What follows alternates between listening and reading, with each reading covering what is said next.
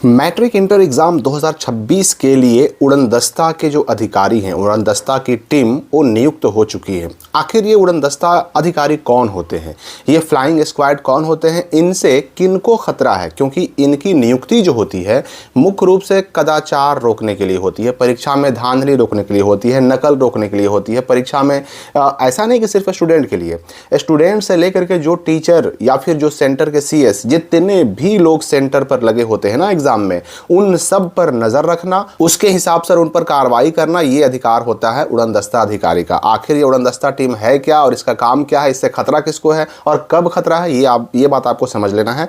क्योंकि ये टीम ये मैट्रिक के एग्ज़ाम पर भी और इंटर के एग्ज़ाम पर भी, दोनों एग्ज़ाम सेंटर पर ये तैनात रहेंगे और दोनों एग्ज़ाम के लिए इनकी नियुक्ति कर दी गई है। मैं पहले आपको बता दूं कि नियुक्ति होती कैसे है। देखिए, बिहार के शिक्षा विभाग ने 13 जनवरी को एक लेटर जारी किया, एक लिस्ट जारी किया और इस लिस्ट में पूरे बिहार के सभी जिलों के लिए जो है ना उड़नदस्ता के अधिकारी नामित कर दिए गए हैं, नियुक्त कर दिए गए हैं। यहाँ पर आप नाम देख सकते हैं, ठीक है। अब ये किस किस जिले में कौन कौन है यहाँ पर आप देख सकते हैं। अलग अलग जिलों के नाम के सामने कौन कौन से व्यक्ति उड़नदस्ता अधिकारी के रूप में नियुक्त किए गए हैं, उनके मोबाइल नंबर के साथ पूरा लिस्ट जारी किया गया है और इनको जो है ना 31 तारीख को चले जाना है उस जिले में और वहाँ तैनात हो जाना है। अब मैं आपको बताता हूँ कि आखिर इनसे उड़नदस्ता की टीम से खतरा किसको है। देखिए, उड़नदस्ता की टीम की अगर हम बात करें तो इनका काम होता है अचानक से किसी भी सेंटर पे पहुँच जाना। जो एग्ज़ाम चलता रहता है, एग्ज़ाम चलते रहने के दौरान किसी भी सेंटर पर, चाहे मैट्रिक का एग्ज़ाम हो चाहे इंटर का एग्ज़ाम हो, ये उड़नदस्ता के टीम जो है, ये अधिकारी के साथ कुछ लोग और भी होते हैं तो उनको टीम कहते हैं। तो ये टीम कहीं भी अचानक से पहुंच जाती है और उस बीच एग्ज़ाम में ये चेक करते हैं क्लासरूम में जा कर के कि भाई वहाँ पर बच्चों की गतिविधि कैसी है, वहाँ पर टीचर्स की, शिक्षक की, इन्विजिलेटर की गतिविधि कैसी है, वहाँ पर एग्ज़ाम सही से चल रहा है कि नहीं चल रहा है। और मैं आपको बता दूँ कि ऐसे तो एग्ज़ाम सेंटर पर जाने के लिए आपकी चेकिंग, फ्रिस्किंग ये तो कई जगहों पर होती है, ठीक है ना। आप सेंटर पर एंट्री कर रहे हैं उस वक्त भी होती है, सेंटर पर अंदर जाने के बाद क्लासरूम में जब बैठ जाते हैं उस वक्त भी होती है। उस पर मैंने अलग से एक वीडियो बनाया भी है कि कब कब चेकिंग होती है और खतरा कहाँ रहता है। तो चेकिंग तो कई बार होती है, लेकिन नॉर्मली उन सारे चेकिंग्स में खतरा कम होता है। एक्सपेल्ड होने का, एग्जाम से बाहर होने का डर कम होता है। डर कम होता है, ऐसा नहीं कि नहीं होता है। अगर आप सेंटर पर एंट्री कर रहे हैं उस वक्त भी अगर कोई आपत्तिजनक चीज़ स्टूडेंट्स के पास से अगर निकल जाती है तो सेंटर के लोग उस वक्त भी आपको एग्जाम से बाहर कर सकते हैं, लेकिन नॉर्मली करते नहीं हैं। खतरा तो उस वक्त भी है, लेकिन नॉर्मली सामान्यतः जनरली बच्चों को सेंटर पर एंट्री के टाइम में ऐसा कुछ जो है उनको एग्जाम से बाहर करने की कार्रवाई की नहीं जाती है। या फिर एग्जाम अभी शुरू नहीं हुआ है, अभी हम अपने क्लासरूम में यानी कि एग्जामिनेशन हॉल में बैठे हुए हैं, अभी कॉपी पेपर वगैरह कुछ भी मिला नहीं है, उस वक्त भी जो है ना अगर चेकिंग की जाती है और उस वक्त भी अगर कुछ मिलता है एग्जाम शुरू होने से पहले, तो उस वक्त भी नॉर्मली जनरली सामान्यतः बच्चों को एग्जाम से बाहर किया नहीं जाता है।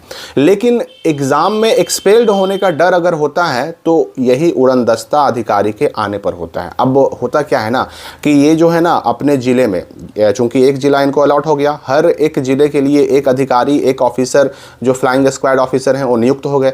तो ये अब उस ज़िले में जाएंगे, अचानक से उस ज़िले के अंदर जो भी एग्ज़ाम सेंटर बना हुआ है ना वहाँ पर वो अचानक से पहुँच सकते हैं। अचानक से पहुँचेंगे और जितने भी कक्ष में, जितने भी एग्जामिनेशन हॉल में, रूम में एग्ज़ाम चल रहा है, बारी बारी सब में जाएंगे और वहाँ पर वो ना बारीकी से नज़र रखते हैं कि कौन सा बच्चा कैसे लिख रहा है, किस बच्चे की गतिविधि कैसी है, किस बच्चे का बॉडी लैंग्वेज कैसा है। और उस वक्त ये किसी को भी खड़ा कर सकते हैं, किसी को भी खड़ा करके ये उसकी तलाशी ले सकते हैं, उसको चेक कर सकते हैं। और उस वक्त अगर कोई किसी बच्चे के पास आपत्तिजनक कोई चीज़ मिल गई, चाहे किताब का फटा हुआ टुकड़ा हो, गाइड का, गेस्ट पेपर का फटा हुआ टुकड़ा हो, चिट पुर्जा हो, कुछ भी हो, ऐसी कोई भी चीज़ अगर मिल जाती है जो कि एग्ज़ाम के लिए, मैट्रिक इंटर परीक्षा के लिए बिल्कुल बैन लगाया गया है, रोक लगाया गया है, तो उस वक्त उस बच्चे को ये अधिकारी जो है ना एक्सपेल्ड कर देते हैं। क्योंकि इनका मेन काम, मुख्य काम ही यही है। मुख्य काम इनका यही है कि एग्ज़ाम में कदाचार को रोकना है, धांधली को रोकना है, नकल को रोकना है, कोई भी गलत काम होने से रोकना है।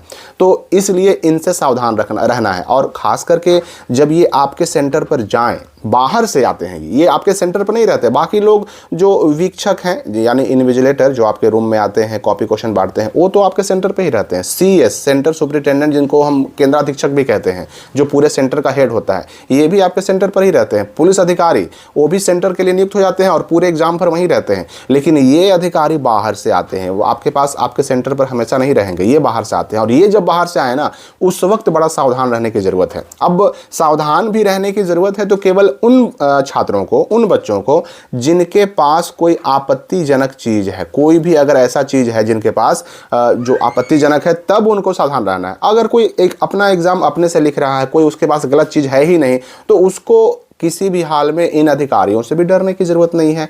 इसलिए आपको बिल्कुल सावधान रहना है, और सिर्फ ऐसा नहीं कि अपने ही से सावधान रहना है, अपने अगल बगल वालों से भी सावधान रहना है। ऐसा ना हो कि बाहर से ये अधिकारी आए, आपके रूम में विजिट करें और उस वक्त आपके पैरों के पास किसी और बच्चे ने कोई चिट पुर्जा फेंक दिया, तो उस वक्त वो उस पर भी ध्यान रखना है कि आपके पैरों के पास नीचे कहीं कुछ आपत्तिजनक चीज़, कागज या चिट पुर्जा का कोई टुकड़ा पड़ा हुआ तो नहीं ना है, वो भी ध्यान रखना है आपको।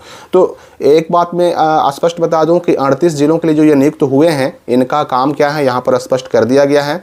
इनको बिहार स्कूल एग्जामिनेशन बोर्ड के समय समय पर निर्देशों का पालन करना है, और साथ ही साथ जो है ना, ये भी दायित्व इनका होगा कि पुलिस और दंडाधिकारी जो कि सेंटर पर नियुक्त किए जाते हैं वो भी ससमय उपस्थित हों। साथ ही साथ इनके द्वारा ये भी कहा गया कि परीक्षा केंद्रों में जो भ्रमण करेंगे, ये अचानक से विजिट करेंगे फ्लाइंग स्क्वाड, ये वहाँ पर सुरक्षा कर्मी जो तैनात हैं उन पर, अन्य कर्मी जो एग्जाम सेंटर पर तैनात हैं उन पर, उनके कार्यकलाप पर, उनकी एक्टिविटी पर बहुत ध्यान से नज़र रखेंगे, और संदिग्ध रखने पर तुरंत जो है इसका प्रतिवेदन, इसका जो है कार्रवाई करने का जो रिपोर्ट है वो आगे भेजेंगे।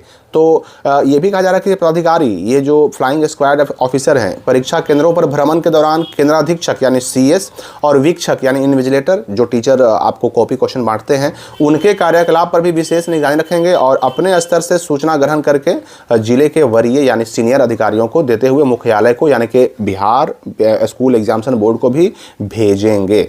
यानी शांतिपूर्ण और कदाचार मुक्त परीक्षा संपन्न कराने की विशेष जिम्मेवारी इन्हीं की होगी। ये जो 38 लोग हैं ना, ये फर्स्ट पेज में 35 लोग थे और सेकंड पेज में यहाँ पर 3 लोग हैं। इसलिए इन बातों का ध्यान रखना है आपको। अपने एग्जाम में बिल्कुल बॉडी लैंग्वेज भी सही रखना है, ताकि आपके गतिविधियों पर किसी को शक ना हो। अक्सर बच्चे क्या करते हैं कि बाहर से कोई आता है ना, तो लिखना छोड़ करके और उन लोगों को देखना शुरू कर देते हैं। तो ऐसे केस में इन लोगों को शक होता है कि आखिर हमारे आने से पहले भाई लिख रहा था, तो अब इसका पेन रुक क्यों गया। तो ऐसे केस में भी आपको खड़ा कराया जा सकता है। लेकिन ये टेंशन उनको है जिनके पास कोई आपत्तिजनक चीज़ है। कुछ आपके पास नहीं है तो कोई दिक्कत नहीं, आपके पैरों के पास भी अगल बगल कुछ गिरा हुआ नहीं है तो कोई दिक्कत नहीं है। तो इस वीडियो के लिए इतना ही। हम मिलते हैं अगली वीडियो में नए अपडेट के साथ।